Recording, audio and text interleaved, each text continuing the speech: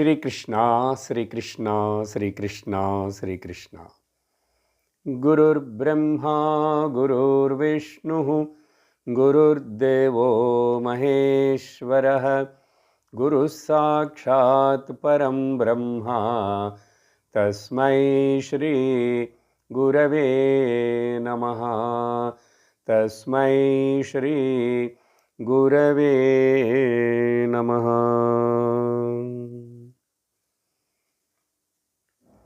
हरि ओम तत्सत्। శ్రీమద్ భగవద్గీత రెండవ అధ్యాయము సాంఖ్యయోగం 16వ శ్లోకం. శ్రీ భగవానువాచ నాసతో విద్యతే భావః నా భావో విద్యతే సతః ఉభయోరపి దృష్టోంతః త్వనయోస్తత్వదర్శిభిః. భగవాన్ శ్రీకృష్ణ అర్జునుడికి ఈ అధ్యాయంలో 12వ శ్లోకం నుంచి మొదలుపెట్టి బ్రహ్మజ్ఞానమును, ఆత్మజ్ఞానమును, తత్వజ్ఞానమును బోధిస్తున్నాడు. అలా బోధిస్తున్నప్పుడు ముఖ్యముగా ఇప్పుడు వరకు తెలియచేయబడినటువంటి ఆత్మస్వరూప లక్షణములు రెండు చూసాం. ఒకటి ఆత్మ నిత్యమని చూసాం, రెండోది ఆత్మ సత్యము అని. ఈ ఆత్మని ఎప్పుడైతే మాట్లాడుతున్నామో అది నా యొక్క స్వరూపమని ఈ వింటున్న మనమందరం వాళ్ళకి అప్లై చేసుకోవాలి. నేను ఆత్మను, నేను నిత్యుడను, ఎప్పుడూ ఉంటున్నాను. నేను ఆత్మను, నేను సత్యస్వరూపుడను. సత్యమైనదే నిత్యముగా ఉంటుంది, నిత్యముగా ఉండేదే సత్యమై ఉండాలి. నిజంగా చెప్పాలంటే ఇక్కడ ఈ పదం నిత్యము అనే పదం సబబు కాదు. ఎందువలన? ఆత్మలో కాలం అనేదే లేదు. మనకు అర్థం కావటం కోసం ఈ 3 కాలాలు మనం ప్రస్తావిస్తున్నాము కాబట్టి శాస్త్రము మనకు అర్థమవ్వటం కోసం ఉపయోగిస్తున్నది. కానీ నిత్యము అంటే ఏమిటి? ఎప్పుడూ ఉన్నదని అర్థం. కాలం అనేది ఉంటేనే కదా ఈ ఎప్పుడు అనే పదాన్ని అప్పుడు, ఇప్పుడు, ఎప్పుడు అని చెప్పడానికి. నిద్రలో బాగా గాఢ నిద్రపోయిన తర్వాత అక్కడ కాలం ఉన్నదా? కాలం లేని ఆ స్థితిలో అప్పుడు, ఇక్కడ, అప్పుడు, ఇప్పుడు, ఎప్పుడు అనేది అర్థం లేదు కదా. అదేలాగా ఆత్మని గురించి చెప్పేటప్పుడు యాక్చువల్గా అది నిత్యము అని చెప్పాల్సిన అవసరం లేదు. అది సత్యమని చెప్తేనే చాలు.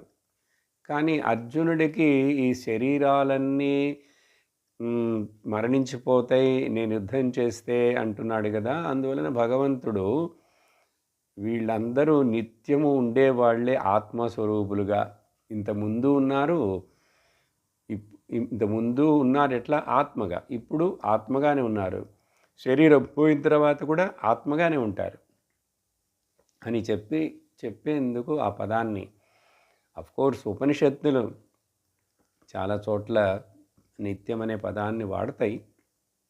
కానీ మనం ఈ విధంగా కూడా అర్థం చేసుకొని, ఇంకా ఆ కాలము నిజము కాదు కాబట్టి, కాలం అనేది మనసు యొక్క ఒక ప్రొజెక్షనే కాబట్టి, ఆత్మలో ఆ కాలం అనేది లేదు కాబట్టి అది సత్యమని చెప్తేనే చాలు.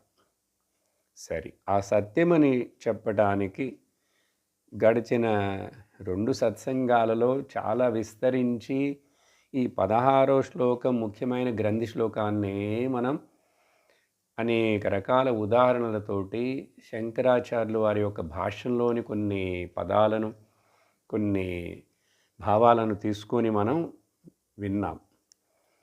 కాబట్టి ఇప్పుడు ఇక్కడ ఈ శ్లోకం యొక్క పద అర్థము రెండో లైన్కి నేను చెప్పలేదు, అది మాత్రం అట్లా టచ్ చేసి మనం ఈరోజు ఆ తర్వాత శ్లోకానికి వెళతాం. మొదటి లైన్కి ఏం అర్థం చెప్పాను? ఉన్నది ఎప్పుడూ ఉంటుంది, ఉన్నది లేకుండా పోదు, లేనిది ఉండబోదు. తిరిగి చెప్పినా సరే మార్చి, లేనిది ఎప్పుడూ ఉండబోదు, ఉన్నది ఎప్పుడూ లేకుండా పోదు అనేది మొదటి పంక్తి యొక్క అర్థం. నాసతో విద్యతే భావః నా భావః విద్యతే సతః. ఈ విధంగా ఎవరైతే కూలంకషంగా లోతుగా విచారించి అర్థం చేసుకున్నారో ఈ రెండిటిని, ఈ రెండు చెప్పిన వాటిని అసత్ అసత్తే, సత్ సత్తే అని, ఉభయోరపి దృష్టోంతః ఈ రెండిటిని చక్కగా అర్థం చేసుకున్నారు, చూశారు కాదు అర్థం చేసుకున్నారో వాళ్ళు నిజంగా తత్వమును దర్శించిన వాళ్ళు. తు అనయః అనయోః తత్వదర్శిభిః అంటే ఉభయోః అపి అనయోః అంటే ఈ రెండిటిని ఈ విధంగా, అనయోః ఈ విధంగా ఈ రెండిటిని, తు దృష్టః నిజంగా అర్థం చేసుకున్నారో ఈ విధంగా. ఏంటది? ద అన్చేంజింగ్ ప్రిన్సిపల్, మారని ఇదియే అన్ని మార్పులకు అది సపోర్టుగా ఉందే కానీ దానిలో ఏమీ మార్పులు జరగటం లేదని తెలుసుకున్న వాళ్ళు తత్వదర్శులు. వాళ్ళు నిజంగా సత్యమును దర్శించిన వాళ్ళు అని అర్థం. అనేక సార్లు అనేక ఉదాహరణలు చెప్పాం, పోయిన క్లాసులో కూడా విస్తరించి మనం విన్నాం. ఇప్పుడు సినిమా స్క్రీను, సినిమా వేయటానికి, దాని మీద బొమ్మ వేయటానికి, ప్రొజెక్ట్ చేయడానికి ముందు స్క్రీన్ ఉంది, బొమ్మ వేసినప్పుడు కూడా స్క్రీన్ ఉంది, మరలా బొమ్మ వేయటం ఆపేసింది, ప్రొజెక్టర్ పనిచేయట్లేదు, సినిమా అయిపోయింది అన్నప్పుడు కూడా స్క్రీన్ ఉంది. ఆ విధంగా ఆత్మ అనేటువంటిది సర్వమునకు సపోర్ట్ చేస్తూ ఎప్పుడూ అది ఉంటూనే ఉన్నది. కానీ వేటికైతే అది సపోర్ట్ చేసిందో దాని వలన ఆ ప్రొజెక్టరు, ఆ ఫిలిము, ఆ లైటు, ఆ సినిమా వలన స్క్రీన్కి ఏదైనా అంటుకుందా, ఎఫెక్ట్ అయిందా? అవ్వలేదు. అలాగే వేగముగా వెళుతున్న కారులో నుంచి చూస్తే బయట ఉన్న వస్తువులన్నీ వేగంగా పోతున్నట్లు, రైల్లో కానీ కింద రోడ్డు చూసినా కూడా రోడ్డు పరిగెడుతున్నట్లుగా ఉంటుంది. కానీ నిజమేమిటి చూడండి, కారు వేగముగా వెళుతున్నది, రోడ్డు వెళ్ళట్లేదు, రోడ్డు స్టేబుల్గానే అట్లాగే ఉన్నది. అలాగే ఈ వేగముగా వెళుతున్న కారును, ఆ స్టేబుల్గా ఉన్న రోడ్డును రెండిటిని అర్థం చేసుకున్నవాడు ఆ కారులో కూర్చున్న నేను స్థిరంగా ఉన్నాను, నేను కూడా స్థిరంగానే ఉన్నాను. చూశారా? ఈ ఎండమావులు ఉదాహరణ కూడా అనేక సార్లు చెప్తుంటాం. ఎండమావులు ఉన్నట్లు కనపడతాయి, కానీ కనపడినంత మాత్రాన అవి నిజం కాదు కదా. ఇప్పుడు మనకు సమస్య ఏమిటంటే అనుభవపడుతున్నాయి కదండి. మరి అనుభవపడుతున్న వాటిని కూడా మీరు నిజం కాదంటే ఎట్లా అంటే ఏం బదులు చెప్తాం? శాస్త్రం ఏం చెప్తుంది? కళ కూడా అనుభవపడుతున్నది కా బాబు, కళలో కూడా అనుభవపడుతున్నాయి అన్నీ, కానీ అవి నిజమా? అవి నువ్వు నిజమని ఒప్పుకోవటం లేదే. అదేవిధంగా ఇప్పుడు కూడా కనపడుతున్నాయంటే నువ్వు ఈ తత్వజ్ఞానమును ఉభయోహో అపి అనయోహో అర్థం చేసుకున్నావంటే, నువ్వు తత్వముని ఇట్లా దర్శించావంటే నీకు ఈ మెలుకులో కనపడేవన్నీ కూడా కళ్ళతో సమానమే కానీ వీటికి ఒక పెద్ద ప్రత్యేకత ఏమీ లేదని ఒప్పుకుంటావు, గ్రహిస్తావు. నా కోసం కాదు, శాస్త్రం కోసం కాదు, నువ్వే అర్థం చేసుకొని. సరే, ఆ తర్వాత ఈరోజు ఆత్మ ఆత్మ అని అంటున్నాం, అది సత్యం అంటున్నాం, నిత్యం అంటున్నాం, కానీ ఇంకా అర్థం కాదు మనకు. ఎందుకంటే మనము ఈ ఇంద్రియాలతోటి మనసుతోటి దాన్ని ఒక ఆబ్జెక్ట్ లాగా గ్రహించాలని ఊహిస్తుంటాం. ఇది జరగని పని. మనస్సుతోటి మనస్సే అసలు పనిచేయటానికి కారణమైన చైతన్యము ఈ మనస్సుని చైతన్యపరుస్తుంటే, ఆ చైతన్యం మనస్సు చైతన్యమును అప్పు తీసుకున్న మనస్సు ఇంద్రియ మూలముగా అనేక వస్తువులను చూస్తుంది, తెలుసుకుంటుంది. ఇదే విధంగా నేను ఆ ఆత్మను తెలుసుకోవాలనేటువంటిది చాలా పిచ్చితనం. అలా ఆత్మను ఎవ్వరూ తెలుసుకోలేరు. ఆత్మను తెలుసుకోలేరంటే ఆత్మను చూడలేరు, వినలేరు, తాకలేరు.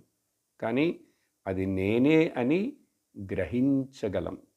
అది నేనే అనేది గ్రహించాలి, గ్రహించగలం. సరే, ఇప్పుడు ఆత్మ గురించి మరొక లక్షణం చెప్పడానికి 17వ శ్లోకాన్ని ప్రారంభిస్తున్నారు. అవినాశితు తద్విద్ధి ఏన సర్వమిదం తతం వినాశమవ్యయస్యాస్య న కశ్చిత్ కర్తుమర్హతి.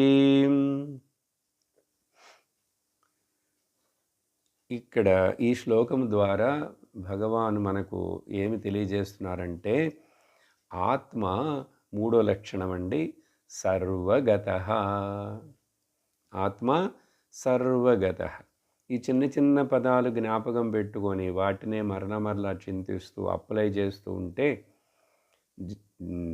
ప్రతిరోజు, ప్రతి సమయం, వీలైనన్ని సార్లు మనము చాలా సులభంగా ఆ జ్ఞాన నిష్టలోనే ఉండగలం. సర్వగతః. ఆత్మ అంటే ఎవరని చెప్పాం? ఎక్కడుంది? ఎవరిని గురించో కాదు కదా. అహం ఆత్మ, అహం నిత్యః, అహం ఆత్మ, అహం సత్యః, అహం ఆత్మ సర్వగతః. ఆత్మనైన నేను చైతన్యమును అంతటా వ్యాపించున్నాను.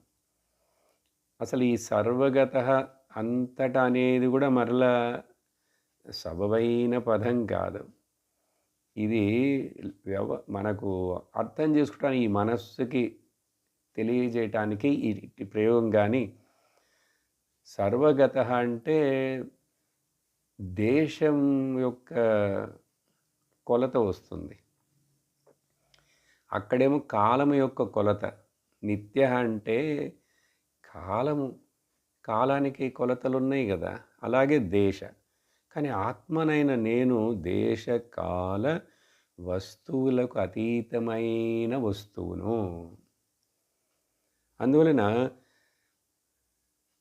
ఒకటే ఉన్నప్పుడు, ఇప్పుడు ఆకాశాన్ని చెప్పాం, ఆకాశాన్ని గురించి, ప్రకాశాన్ని గురించి చాలా మాట్లాడాం కదా ఉదాహరణ తీసుకొని. ఆకాశం అంతటా ఉన్నది కదా. ఇప్పుడు ఇక్కడ ఆ ఆకాశాన్ని దృష్టిలో పెట్టుకొనే అవచ్ఛేదవాదం అనేది ఒకటి వేదాంతంలో డిస్కషన్ ఉంటుంది. సులభం, విన్నదే. ఇప్పుడు కుండలో ఆకాశం ఉంది, కుండ బయట ఆకాశం ఉంది. ఇప్పుడు ఆకాశము కుండలోనూ ఉండి బయటనూ ఉండదు కాబట్టి ఘటాకాశము, మహాకాశము. ఇప్పుడు ఆకాశంలో ఏదైనా డివిజన్లు ఏర్పడినాయా? నిజంగా చెప్పాలంటే కుండలో ఆకాశం ఉందా, ఆకాశంలో కుండ ఉన్నదా? ఆకాశంలో కుండ ఉన్నది, కుండ లోపల కూడా ఆకాశం ఉంది.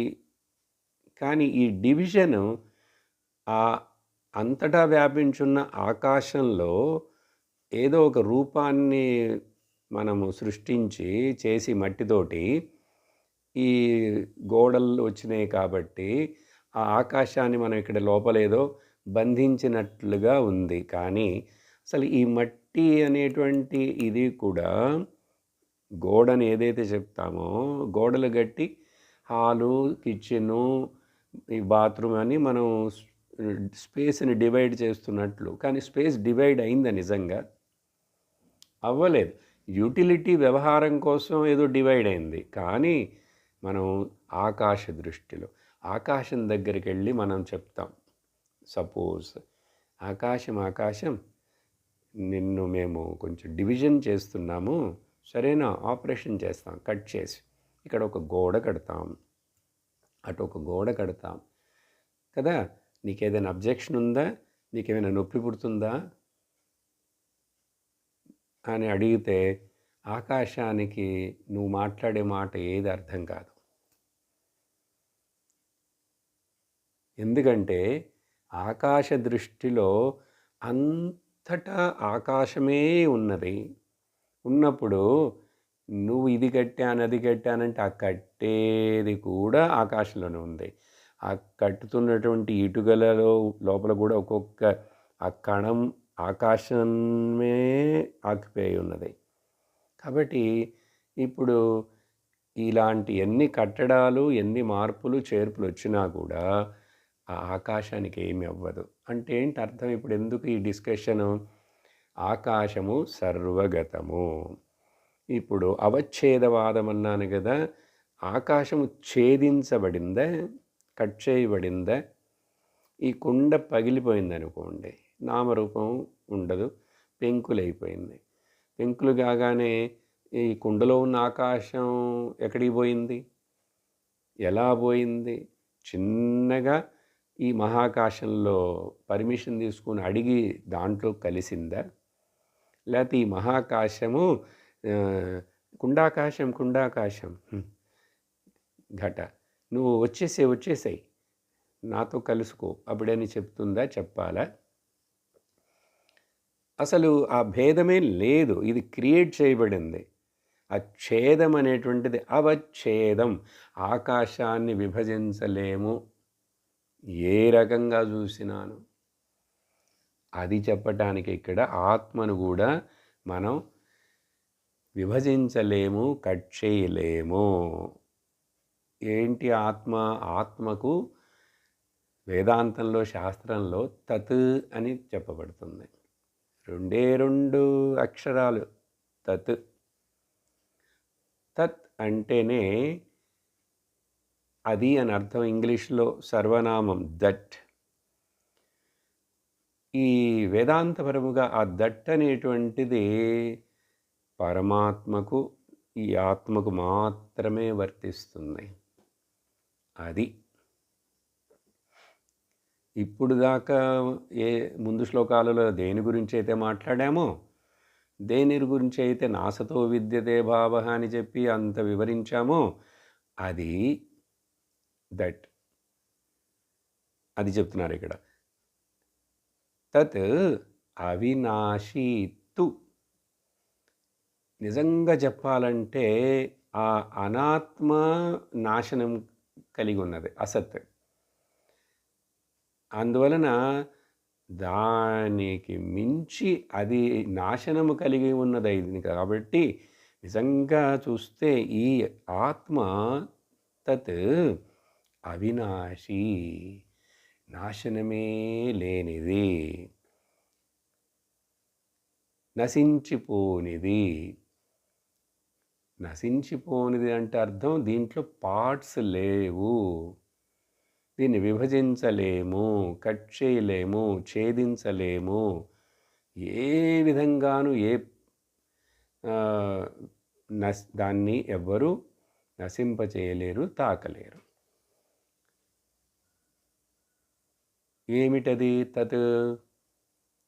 ఉదాహరణ, దృష్టాంతము, ద్రాష్టాంతం రెండు కలిసే మనం విచారణ చేద్దాం, మాట్లాడదాం. ఆకాశం గురించి భగవంతుడు ఇక్కడ చెప్పలేదు. కానీ మనకు ఇమ్మీడియట్గా కాంప్రహెండ్ చేయటం కోసం నేను మీకు కుండ చూపించి ఆకాశం గురించి మాట్లాడుతున్నాను. ఆ ఆత్మ దట్ అది ఈ మొత్తం ఇదం సర్వం ఏన తతం.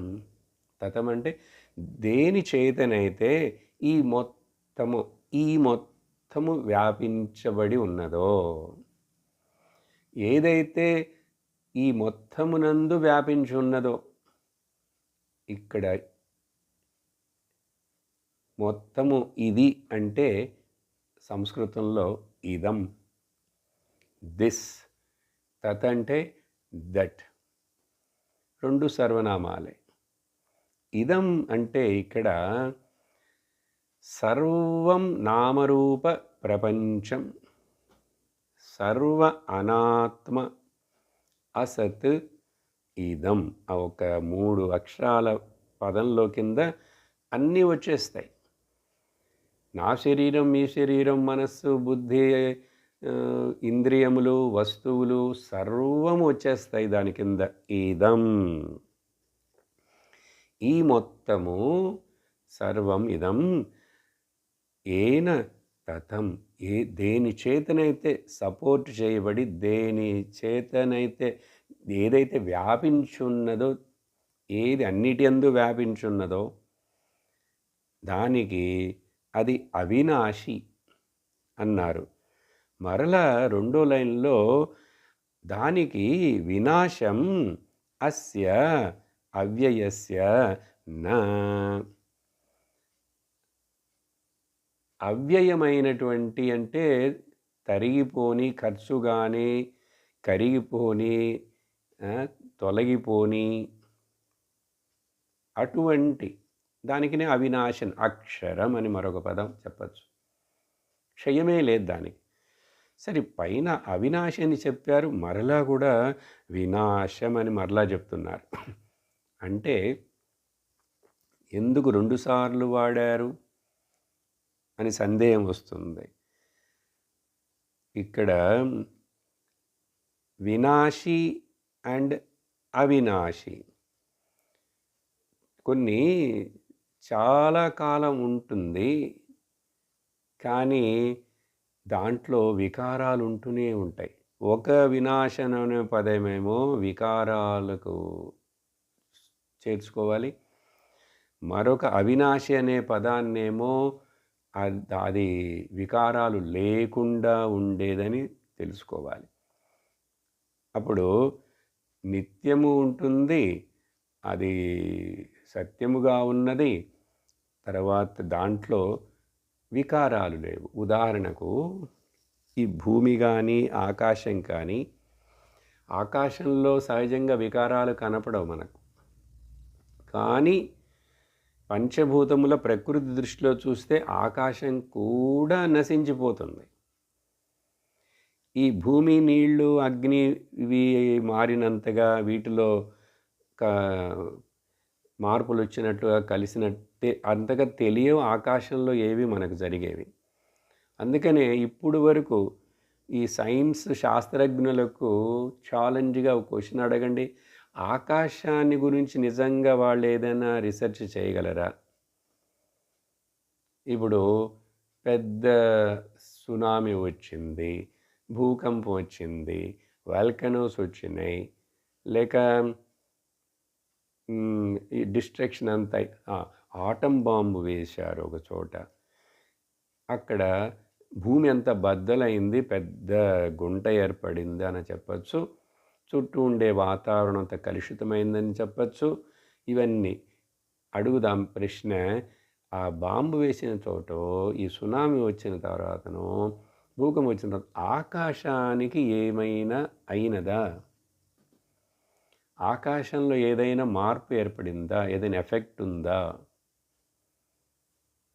ఇది అంతుబట్టదు, ఏ సైంటిస్ట్కి అంతుబట్టదు. ఆకాశం అంత సూక్ష్మాతి సూక్ష్మమైన పంచభూతంగా ఉన్నది, రిఫైన్డ్ మ్యాటర్గా. అదే అర్థం కాలేదు, దాని గురించే తెలియకపోతే ఏ ఆత్మ అయితే ఈ ఆకాశానికి కూడా ఆధారంగా ఉందో దాని గురించి ఎట్లాగండి ఈ శాస్త్రజ్ఞులు తెలుసుకోగలరు? భగవద్గీత క్లాసుకు వచ్చి 2 అధ్యాయాలు ఈ 16వ శ్లోకాన్ని ఇట్లా నిన్న మొన్న చెప్పినట్లు వింటే అర్థం చేసుకోగలరు. వేరే మార్గం లేదు. కాబట్టి ఈ శ్లోకంలో ఏం చూస్తున్నాం? ఆత్మ సర్వగతః. ఇలా సర్వగతముగా అంతటా వ్యాపించి ఉన్నటువంటి దాంట్లో దానికి ఎప్పుడు వినాశమే లేనటువంటి ఎంతకాలమైన కాలమే లేదుగా అక్కడ. సరే వికారాలు ఏమైనా వస్తాయండి? అప్పుడప్పుడు కొంచెం జలుబు చేస్తుందా? బలహీనపడుతుందా? అప్పుడప్పుడు కొంచెం నీళ్ళు ఎండిపోయినాయి, భూమి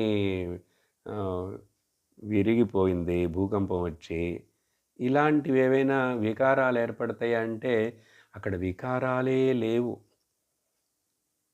వికారాలే లేవు. వికారాలు ఎక్కడున్నాయి? అనాత్మలో ఉన్నాయి. అనాత్మ అంటేనే వికార సహితం. మారుతూ ఉండేదాని పేరు అనాత్మ, మారకుండా ఉండేదానికి పేరు ఆత్మ. అందుకని శరీరాలు మారిపోతున్నాయి, క్లైమేట్లు మారిపోతున్నాయి, అన్నీ మారిపోతున్నాయి. అన్నీ ఇక్కడ మన కారు మన మోకాళ్ళు నడిచి నడిచి అరిగిపోతే కనపడుతుంది, తెలుస్తుంది. కానీ ప్రపంచం బ్రహ్మాండం మొత్తం చూస్తే ఈ గ్రహాలన్నీ తిరుగుతున్నాయా, అవి కూడా అరిగిపోతాయి. కానీ మనకు అది తెలీదు. చాలా కాలం వరకు పనిచేస్తాయి. ఆ కాలాన్ని ఇక్కడ వ్యవహారంలో కాలం వస్తుంది. ప్రళయం అంటాం, యుగాలు అంటాం. అందుకని అది మనకు అర్థం కాదు. ఇప్పుడు సైంటిస్ట్ కూడా అది తెలియదు. కానీ చెప్తున్నారు మార్పులు వచ్చేస్తున్నాయి, అప్పుడులాగా ఇప్పుడు లేదు, కొన్ని సంవత్సరాల తర్వాత మిలియన్స్ ఆఫ్ ఇయర్స్ తర్వాత ఇట్లా ఉండదు అని ఏదో చూస్తున్నాడు. అతను చెప్పినా చెప్పకపోయినా కూడా అనాత్మ అంటేనే మారుతూ ఉండేదని అర్థం. అనిత్యమైనది, అసత్యమైనది, లిమిటెడ్ అయినది. కానీ దాంట్లో ఈ ఆకాశం మాత్రం ఆత్మను గురించి చెప్పేటప్పుడు పోల్చటానికి గగనంలాగా అనేది మనకు ఆ ఉదాహరణ ఇస్తుందే కానీ, అందుకని ఆకాశమే ఆత్మ కాదు, ఆత్మలో నుంచే ఆకాశం వచ్చింది. నిజంగా చెప్పాలంటే ఈ ఆకాశం అనేది ఎక్కడుంది? ఒకటొకటి చూస్తూ పోతే తైత్తిరీయోపనిషత్తు ఏం చెప్తుందంటే, తస్మాద్ ఆత్మనః ఆకాశం సంభూతః, ఆకాశాద్వాయుః, వాయోరగ్నిః, అగ్నేరాపః, ఆపః పృథ్వీ, అద్భ్య పృథివీ, పృథివ్యాం ఓషధయః, ఓషధిభ్యోన్నం, అన్నాత్ పురుషః అని. అసలు ఎక్కడి నుంచి మొదలైంది ఈ కనపడే ఈ ప్రపంచం అంతా ఎట్లా వచ్చిందంటే ఆత్మలో నుంచి వ్యక్తమైంది ఆకాశం. ఆకాశంలో నుంచి వాయువు వచ్చింది, వాయువు నుంచి అగ్ని వచ్చింది, అగ్నిలో నుంచి నీళ్ళు వచ్చినాయి, నీళ్ళల్లో నుంచి భూమి వచ్చిందని ఇట్లా. అప్పుడు ట్రేస్ అవుట్ చేస్తూ వెళితే మూలం ఎక్కడుంది? ఆత్మలో ఉంది. ఆ ఆత్మను గురించి మనం మాట్లాడుతున్నాం. ఆ ఆత్మ నీవే అని, నేనేనని తెలుసుకుంటున్నాం. చూడండి ఎంత గొప్ప విద్య, బ్రహ్మ విద్య, మెటాఫిజికల్ సైన్స్. కాబట్టి యాజ్ఞవల్క్యుడు వారి దగ్గర, అష్టావక్రుడి దగ్గర జనకుడు అడిగాడు ఒకసారి మహారాజు. ఆయన ఇట్లాగ ఒకటొకటి అడుగుతూ, సరే ఇవన్నీ ఇట్లా ఉన్నాయని చెప్పి, భూమి నీళ్ళలో కలిసిపోతుంది, నీళ్ళు అగ్నిలో, అగ్ని వాయువులో, వాయువు ఆకాశంలో, ఆకాశం ఆత్మలో అంటే, అప్పుడు కూడా అక్కడ ఆత్మ అని చెప్పడానికి ముందు ఆకాశం ఎక్కడుంది అని అడిగాడు. ఆకాశం ఎక్కడుందంటే దానికి ఆకాశం ఎక్కడుందని నేను చెప్పానంటే నీకు తల తిరుగుతుంది అన్నాడు. ఎందుకండి చెప్పండి, తల తిరగదులే అన్నాడు. ఆకాశం నీ మనస్సులో ఉంది, చూసారా? అందుకనే ఆకాశాన్ని గురించి మాట్లాడేటప్పుడు బయట బహిరాకాశం, భూతాకాశం అంటాం. ఆ తర్వాత హృదయాకాశం లేక దహరాకాశం అంటాం. దాంట్లో తర్వాత చిదాకాశం అంటాం. ఆ చిదాకాశమే అనంతమైనది, సర్వగతమైనది. దాంట్లో నుంచి ఈ యొక్క ప్రొజెక్షన్ మనస్సు అనేది. కాబట్టి మనస్సులో నుంచి అందుకనే మనస్సు వికసించినప్పుడు ప్రపంచం అంతా కనపడుతున్నది, ఆకాశము అన్నీ కనపడుతుంది. మనస్సు అణిగిపోయినప్పుడు అక్కడ ఏముందండి? శూన్యం ఉన్నట్లుగా చెప్తాం. అంటే మనకేం అర్థం కాలేదు కాబట్టి అక్కడ దాన్ని శూన్యం అనకూడదు బౌద్ధుల్లాగా.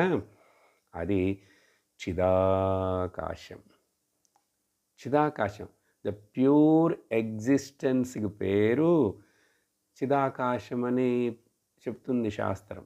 అందువల్ల ఆకాశం అని చెప్పినందువలన ఈ బయట ఉండే ఆకాశం అని అనుకోకూడదు. అప్పుడు చిదాకాశమైన నాయందు, ఆకాశం అంటే అర్థం ఏం చెప్పాను ఇంతకుముందు?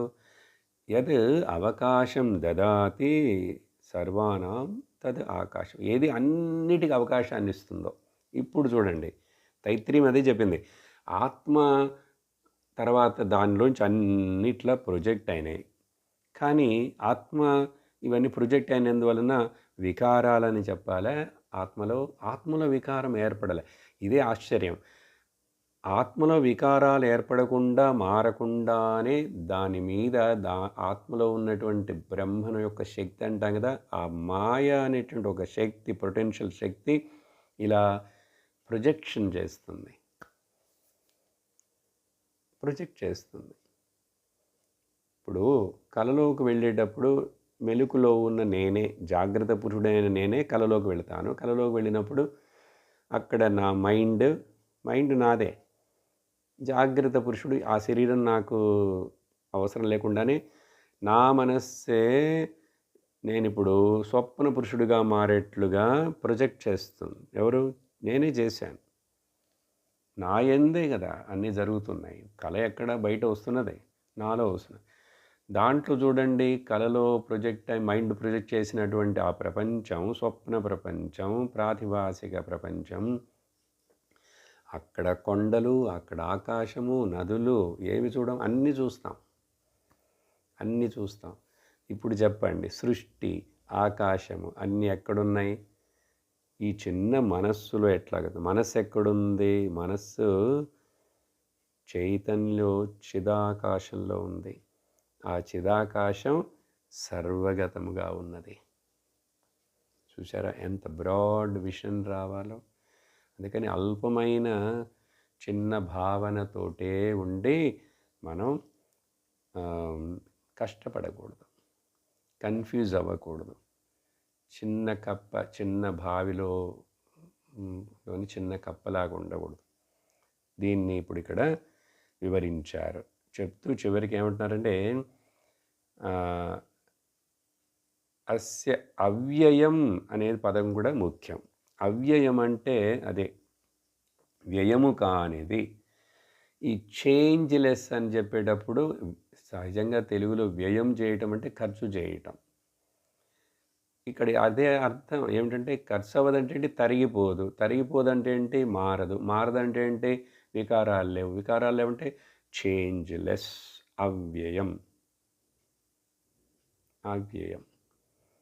అటువంటి అవ్యయమైన, నాశనం అనేది లేనిది, వికారములు లేనటువంటి ఈ ఆత్మే అంతటా ఉన్నది.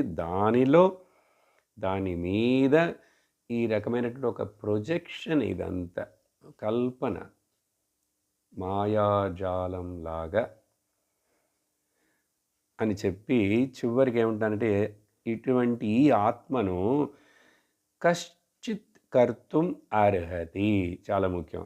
ఎవ్వరు ఏది ఎన్నటికీ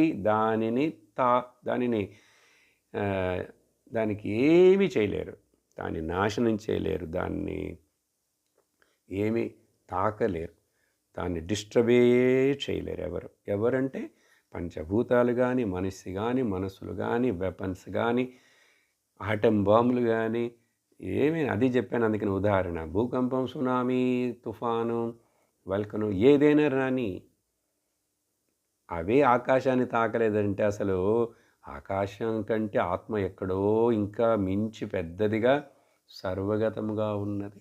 కాబట్టి మూడో పాయింట్ ఏంటి ఇప్పుడు మనకు? సర్వగత ఆత్మ ప్లస్ ముఖ్యమైనది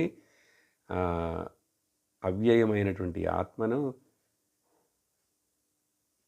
కశ్చిత్ కర్తుం నా అర్హతి అని రాసేటప్పుడు భాష్యాన్ని శంకరాచార్యులు వారు ఎవ్వరు ఏది చేయలేరు, దాన్ని ఏది చేయలేరు. ఈశ్వరస్య అపి అని రాస్తారు. చూడండి, ఈశ్వరుడు కూడా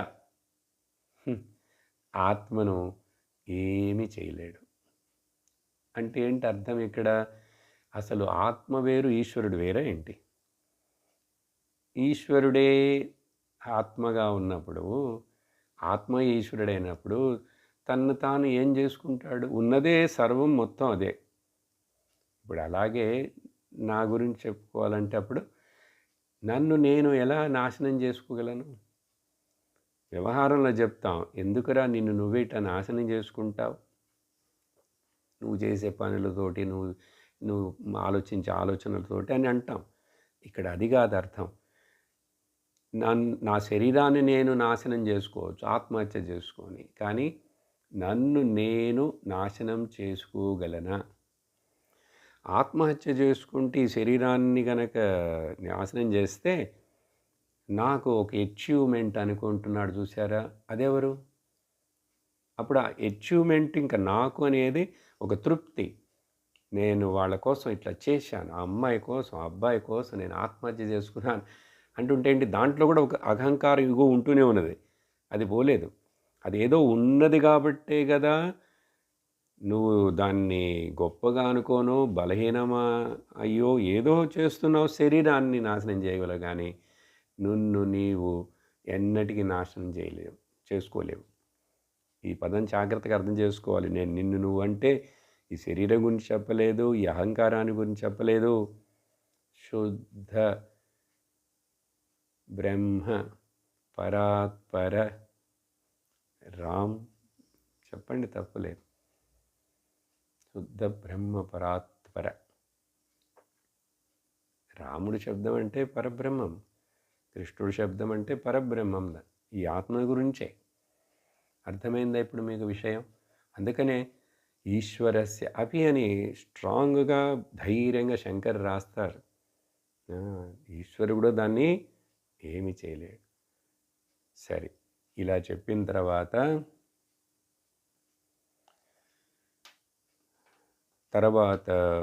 18వ శ్లోకంలో మరొక ఆత్మ యొక్క లక్షణం చెప్పడం కోసం ఏం చెప్తున్నారంటే, అంతవంత ఇమే దేహా నిత్యస్యోక్తా శరీరిణః అనాశినో ప్రమేయస్య తస్మాద్యుధ్యస్వ భారత. ఓ భారత, తెలివి గలవాడా, సరస్వతీదేవి యొక్క కటాక్షం కృప ఉన్నవాడా, ధర్మమును అనుసరిస్తున్నవాడా, ఋషుల యొక్క పరంపర అయినటువంటి ఈ దేశంలో, భారతదేశంలో భరతవంశమును చెందిన వాళ్ళైన పుట్టినవాడని భరతుడు. భా అంటే జ్ఞానం, సరస్వతి. సరే, ఓ భారత అంటే అడ్రస్సింగ్ ఈజ్ ఫ్యామిలీ నేమ్. సంజయుడు ధృతరాష్ట్రుని గురించి కూడా అడ్రస్ చేసేప్పుడు హే భారత అని ఆయన అంటాడు అక్కడ. అలా ఏమిటది? నువ్వు విను. పైన శ్లోకంలో ఒక పదాన్ని చెప్పాను, స్పెషల్గా సపరేట్గా చెప్పలేదు. ఏంటంటే విద్ధి, తద్ విద్ధి, తెలుసుకో. దానికి నాశనము లేదు, వికారములు లేదు, అది సర్వగతమని తెలుసుకో. విద్ధి అన్నారు, చూసారా? ఈ విద్ధి అనేటువంటిదేనండి ముఖ్యమైన మనకు. అందుకని వేద విద్, తెలుసుకొనుట. కానీ వేద పూర్వభాగంలో అంతా చేయుట, కర్మ చేయి, కర్మ చేయి, యజ్ఞం చేయి, యాగం చేయి, అది చేయి, ఇది చేయి, పూజ చేయి, దానం చేయి. కానీ జ్ఞానం దగ్గరికి వచ్చేసరికి ఆ వేదమే అట్లా చిన్నగా ఆ శిఖరానికి ఎక్కేటప్పుడు ఇంకా ఉపనిషత్తు వేదాంతానికి వచ్చినప్పుడు విను, శృణు, విను, తెలుసుకో, విద్ధి. అందుకని వేద అంటే మెయిన్గా విద్, టు నో, తెలుసుకొనుట. ఏమి తెలుసుకొనుట? ఈ ఆత్మ ఇదని తెలుసుకొనుట, అది నువ్వే అని తెలుసుకొనుట, అది నిత్యమని, సత్యమని, సర్వగతమని తెలుసుకొనుట చెప్పి ఇప్పుడు ఈ శ్లోకం ద్వారా విద్య అనే పదం అర్థమైంది కదా ఇప్పుడు. అందుకని ముఖ్యత్వం ఇవ్వాలి దానికి. విను, తెలుసుకో. నీవు వినకుండా నీకు తెలియదు. గురువు దగ్గర నుంచి ఈ జ్ఞానమును పొంది ఉన్న బ్రహ్మనిష్ఠుడు శ్రోత్రియుడి దగ్గర నుంచి నువ్వు వినకపోతే నీకు నువ్వు తెలుసుకోలేవు. అర్జునుడు ఇప్పుడు భగవంతుడి దగ్గర నుంచి గురుస్థానంలో ఉన్న జగద్గురు పరమాత్ముడి దగ్గర నుంచి వింటున్నాడు. ఇప్పుడు విని గ్రహిస్తాడు. ఇలా విని గ్రహించాలి.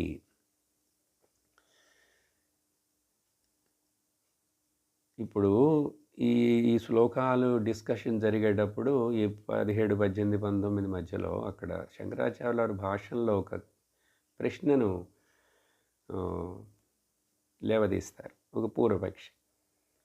ఇప్పుడు ఆత్మ అనేది ఉన్నది అనేది, అది నేననేది ఇతడు గురువు దగ్గరికి వెళ్ళి శాస్త్రం చదివిన తర్వాతనే కదా మరి తెలుసుకున్నాడు. అంటే అది ముందు ఆత్మ లేదా? ఇతడు తెలుసుకోకముందు ఈ తెలుసుకున్నవాడు ఆత్మ కాదా అని చెప్పి ప్రశ్న వస్తే దానికి శంకరాచార్యులు వారు అంటారు, తప్పు, అట్లా కాదు. వీడు తెలుసుకోవడానికి ముందు వాడు ఆత్మనే, గురువు దగ్గరికి వెళ్ళటానికి ముందు ఆత్మనే. అందుకని ఎందుకు ఆత్మలో వికారాలు లేవు, అప్పుడు ఇప్పుడు ఉన్నది ఏమిటంటే డిస్కవరింగ్ అని, ఆ విద్ధి అనేటువంటి తెలుసుకొనుట. నిన్ను నీవు తెలుసుకో. సో నన్ను నేను తెలుసుకోవటానికి చూడండి గురువు దగ్గరికి వెళ్ళాలి, శాస్త్రాన్ని ఇన్ని సంవత్సరాలు చదవాలి. ఎందువలన? నన్ను నేను వేరే ఏదో అనుకుంటున్నాను. నా పర్సనాలిటీ, నా ప్రొఫైల్ని నేను వేరే ఏదో అనుకుంటున్నాను. నేను నిత్యమని, సత్యమని, సర్వగతమని ఇవి నాకు తెలియవే. ఇన్నేళ్ళు చదివాను, ఇన్నేళ్ళు వచ్చేసినాయి, 60-70 ఏళ్ళు, స్కూళ్ళు అయినాయి, కాలేజీలు అయినాయి, పోస్ట్ గ్రాడ్యుయేట్ అయినా. ఎవరైనా చెప్పారు? ఎక్కడైనా విన్నావా? వినలే. అందుకని ఈ బ్రహ్మ విద్య చెప్పే గురువు దగ్గరికి వస్తే కృష్ణుడు అందుకని ఇది బోధిస్తున్నాడు. అర్జునుడికి రాని విద్య ఏమిటండి? ఎన్నో విద్యలు వచ్చు ఆ అర్జునుడికి. అర్జునుడేంటి, నారదుడు వారే ఒకసారి సనత్ కుమారుణ్ణి వాళ్ళని కలిసినప్పుడు శోకంగా ఉన్నాడు. చాందోగ్యోపనిషత్తుల కథ అడిగారు సనత్ కుమార్ గారు, నారదులు గారు ఏమిటి ఇట్లా ఏదో కొంచెం ఇంకా మనసు ముఖం వాడిపోయినట్లను, ఏదో కొంచెం దుఃఖిస్తూ శోకంగా ఉన్నట్టు, అసంతృప్తిగా ఉన్నారు ఏమిటి అని అడిగారు. అప్పుడు నారదులు వారు చెప్పారు, అవును, ఏ అంటే తెలియదు ఏంటో మనసులో, చదవాల్సినవన్నీ చదివాను. ఏమేం చదివారు, ఏమేం తెలుసుకున్నారు అని అడిగారు. 64 విద్యలు తెలుసు నాకన్నాడు. ఆయన పెద్ద లిస్ట్ ఇచ్చాడు. కానీ 64 విద్యల లిస్టులో ఈ బ్రహ్మ జ్ఞాన ఆత్మవిచారణ విద్య లేదు అక్కడ. అది చెప్తూ ఆయన అన్నాడు, నారదుల వారు, నేను విన్నాను, ఎవరైతే తనను తాను తెలుసుకుంటాడో ఆత్మవిత్తు తరతి శ్లోకం అని నేను విన్నాను. ఆత్మను తెలుసుకున్నవాడు శోకాన్ని దాటేస్తాడు అని విన్నాను. అట్లాంటిది మీకేమైనా తెలుసా? అది నాకు చెప్తారా? ఎందుకంటే నాకు అప్పుడు ఆత్మ తెలియలేదనే కదా అర్థం, అందుకనే కదా శోకంగా ఉన్నాను. సనత్ కుమారులు అన్నారు, కరెక్ట్, మీరు 64 విద్యలు ఏవేవో చదివారు, కానీ అవన్నీ జప్పిడి విద్యలు. జప్పిడి విద్యలు అంటే మాయాజాలం లాంటివి, పొట్టకూటి కోసం, పేరు ప్రతిష్టల కోసం అని చెప్పప్పుడు నాకు బోధించండి అని చేతులు కట్టి నమస్కరించి శిష్యుడైనాడు నారదులు వారు. అప్పుడు ఆయన బోధిస్తారు. అక్కడ బోధనకు పేరు భూమా విద్య అని, బ్రహ్మ విద్య మరొక పేరు. సరే, ఎందుకు ఇది చెప్తున్నాను ఇప్పుడు? ఇక్కడ అట్లాగే విద్ధి అనే పదం యొక్క ముఖ్యత్వం కోసం చెప్పాను. సరే, ఈ శ్లోకం అర్థం చూస్తున్నాం 18.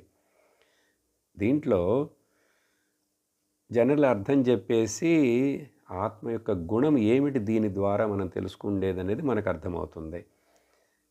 ఈ దేహములు ఉన్నాయి చూసావా, ఏవైనా సరే పుట్టినవన్నీ గిట్టుట కొరగని చెప్పాం కదా. దేహాలు, ఎన్నో దేహాలు, మనుషులేంటి, జంతువులేంటి, క్రిములేంటి, కీటకాలేంటి.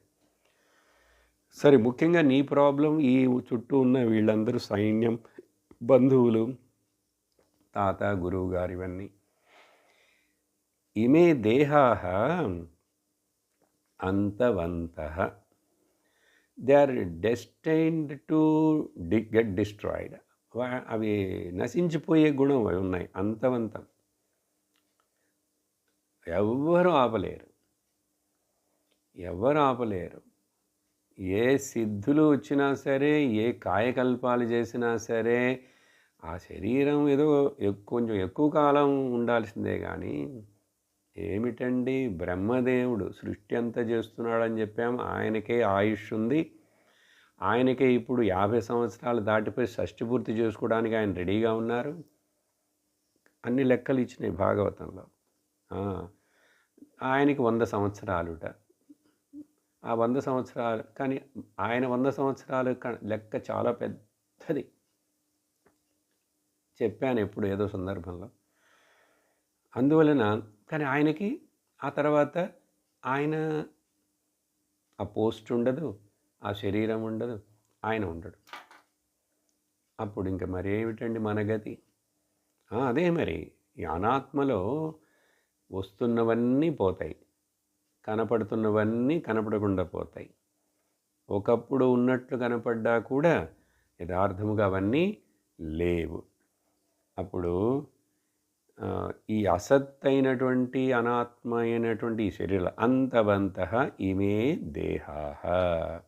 కానీ అలా జరుగుతున్నప్పటికి కూడా పక్కనే ఇక్కడే ఈ శరీరం నందే నిత్యస్య శరీరిణః, ఈ శరీరములో ఉంటూ ఇది నాది అని దీనిలోంచి ఒక వ్యక్తం అవుతున్నటువంటి శరీరిణి ఉన్నాడు చూసారా. ఇక్కడ కొత్త పదం. అంటే ఏమిటి అంటే ఏం లేదు, రెసిడెంట్. ఇప్పుడు ఒక ఇంట్లో ఉండేవాడిని, అద్దెకు ఉండేవాడిని, ఆ రెసిడెన్స్ అద్దెకి ఇచ్చారు. ఎవరు ఉన్నారు? ఒక రెసిడెంట్ ఉన్నాడు. అందుకని రెసిడెంట్స్ అంటుంటారు కదా. అర్థం అది. శరీరిణః, ఎవరో నివసిస్తున్నాడు ఈ శరీరంలో. ఎవరో ఈ శరీరానికి దీన్ని పోషిస్తూ, దీన్ని జాగ్రత్తగా చూసుకుంటూ, దీన్ని చైతన్యవంతముగా పెట్టుకుంటున్నాడు. ఒక ఇల్లుందండి, ఇల్లు తాళాలు వేసేసి లైట్లు లేకుండా ఏమి లేకుండా అట్లాగే ఉండిపోతే బూజు బట్టి పురుగులు అన్ని పుట్రలు వచ్చి కొంచెం అంత పాతబడి అట్లా అయిపోయింది. బూత్ బంగళ అంటాం కదా. అదే దాంట్లో ఒకడు నివసిస్తున్నాడంటే దాన్ని శుభ్రం చేస్తాడు, దాన్ని జాగ్రత్తగా పెడతాడు, అప్పుడప్పుడు మెయింటెనెన్స్ చేస్తుంటాడు, అన్నీ ఉంటాయి, లైట్లు వేస్తాడు. అలాగా ఈ శరీరంలో ఎవరో ఈ రెసిడెన్స్ అయిన బాడీలో, శరీరంలో శరీరిణ ఒకడున్నాడు. ఆ ఎవరు అంటే అది ఆత్మ. నువ్వే, నువ్వు ఆత్మవు.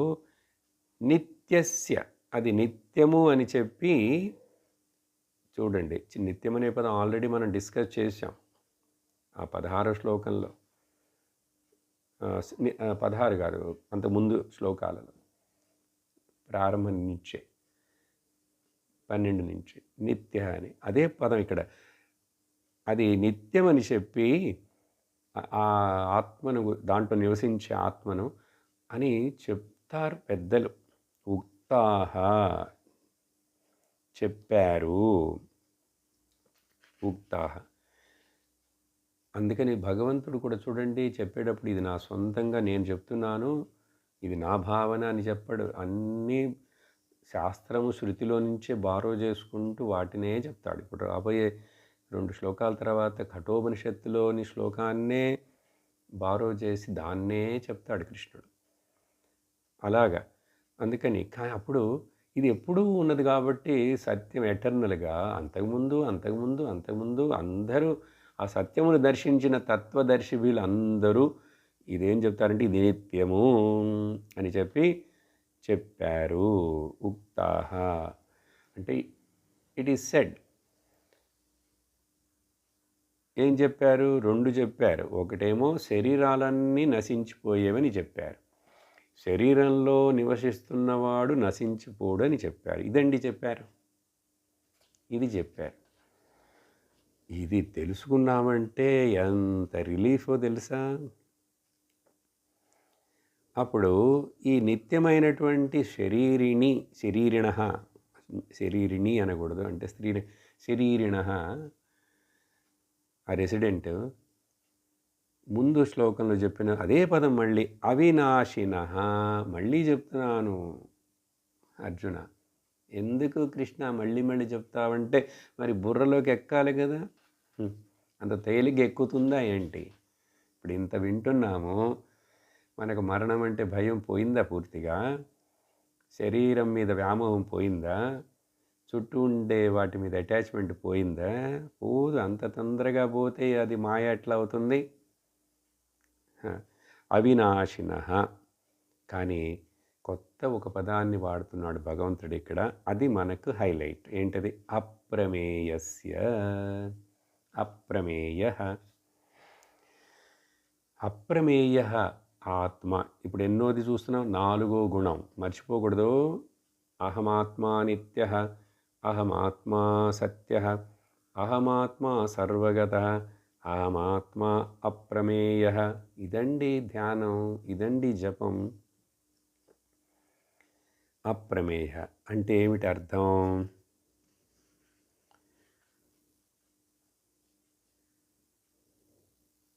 ఈ దేహాలని నశించిపోతున్నాయని చెప్పారు.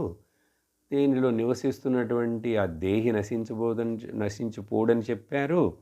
ఆ దేహి నశించేవాడు కాదు కాబట్టి, నిత్యుడు కాబట్టి, నాశనమే లేదు కాబట్టి, మరి సరే ఎట్లాగండి తెలుసుకుండేది? ఆ దేహిని ఎట్లా తెలుసుకుండేది? ఏదైనా వాట్సాప్ ఫోన్ కాంటాక్ట్ ఉందా అంటే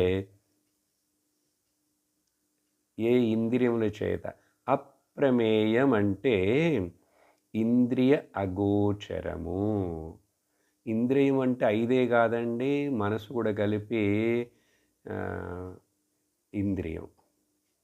అందుకనే అప్పుడప్పుడు 10 ఇంద్రియాలు చెప్పి మనస్సును కలిపినప్పుడు ఏకాదశి ఇంద్రియాణి అని ఉపనిషత్తులో వస్తుంది అక్కడక్కడ.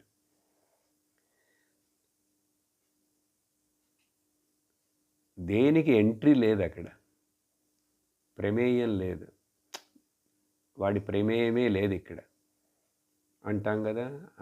అట్లా అర్థం చేసుకున్నాడు. మేయం అంటే మెజర్మెంట్ అండి. అంటే ప్రకర్షణేన.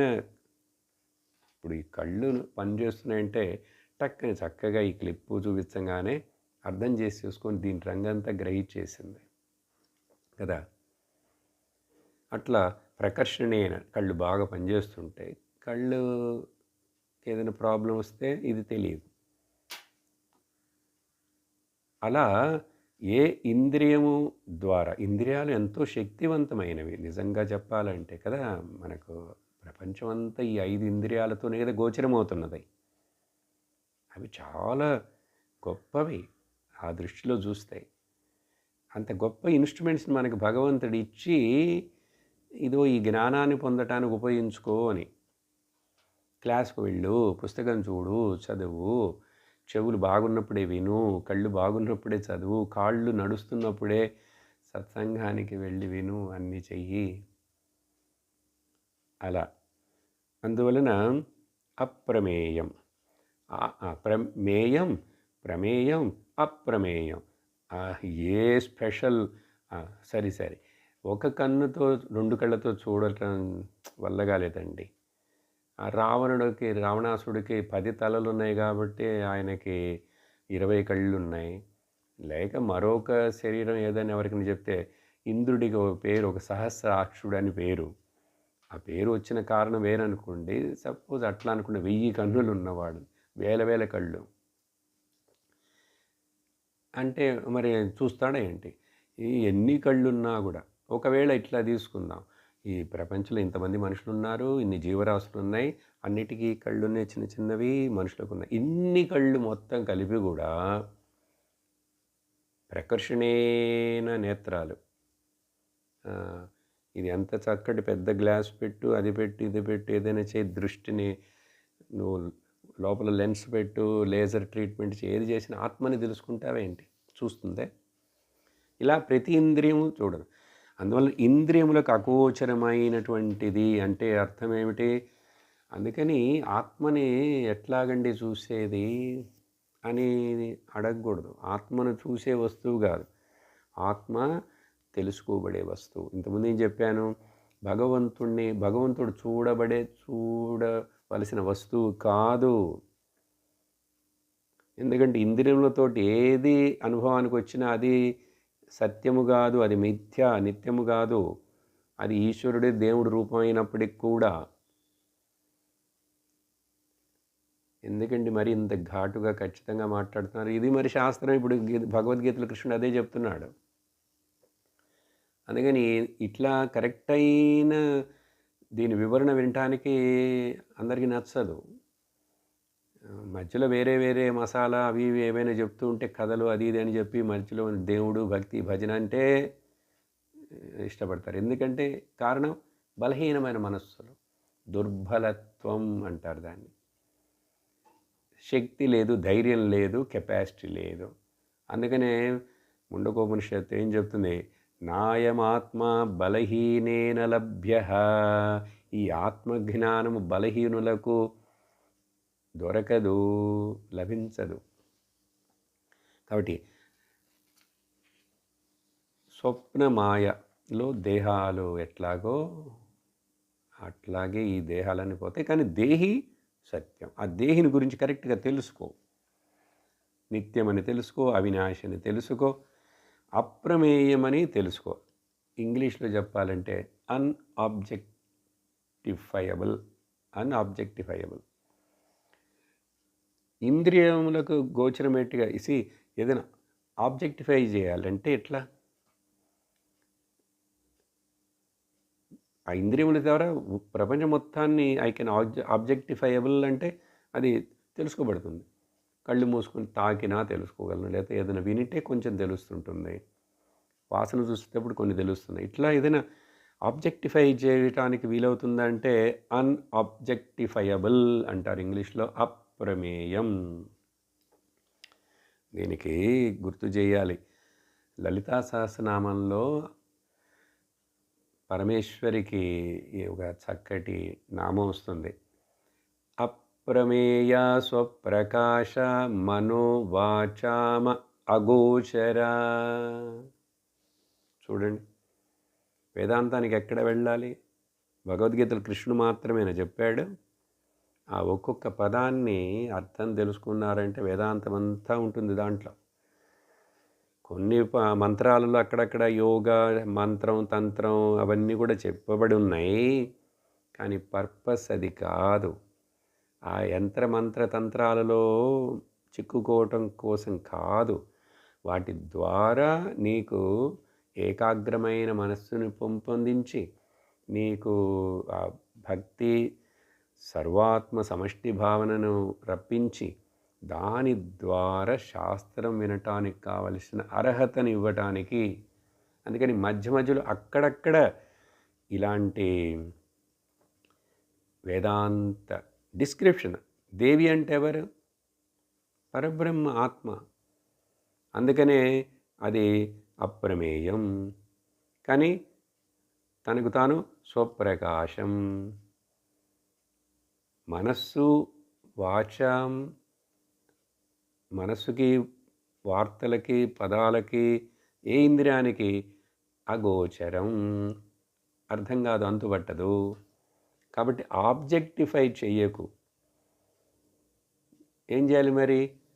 గుర్తించు, తెలుసుకో. అది నేనే, నేనే ఇప్పుడే ఉన్నానుగా, సాక్షాత్తుగా ఉన్నాను కదా, ఇంక మరిలో సందేహం ఎందుకు దీంట్లో అని చెప్పి ఈ అప్రమేయం అనే గుణాన్ని, ఆత్మ గురించి మనకి ఇక్కడ వివరించారు. అది చాలా ముఖ్యమైన పదం అది కూడా. అందుకని ఎక్కడో ఏదో చూడాలి, అసలు ఈ కాన్సెప్టే మనసులోంచి తొలగించుకోవాలి. అది పోకపోతే ఇలా పోస్ట్ పోన్ చేస్తూనే ఉంటాం. నాకు ముక్తి వచ్చినప్పుడు వస్తుంది, దేవుడు ఇచ్చినప్పుడు ఇస్తాడు, అంతా ఆయనదే కదా, ఆయన ఇష్టమే కదా అని చెప్పి ఈ శరీరం పోగానే నాకు తర్వాత ఆ భగవంతుడు తన దగ్గరికి తీసుకుంటాడు. ఎందుకంటే నేను ఆయన నామం చెప్తూనే ఉన్నాను, ఆయనకి ఎన్నో పూజలు చేశాను. ఇదంతా చెల్లదండి, చెల్లదు.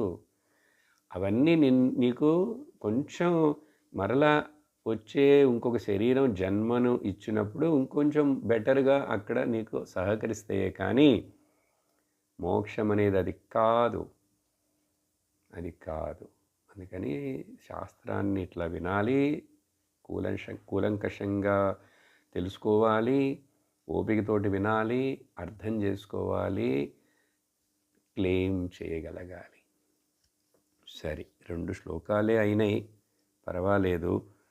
చాలా ముఖ్యమైన టీచింగ్ కాబట్టి ఇలాగే నిదానంగా వెళదాం, మనకు అవసరం ఏమీ లేదు.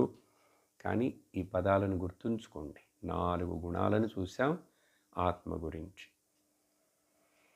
ఓం పూర్ణమదః పూర్ణమిదం పూర్ణాత్ పూర్ణముదచ్యతే పూర్ణస్య పూర్ణమాదాయ పూర్ణమేవావశిష్యతే. ఓం శాంతి శాంతి శాంతి.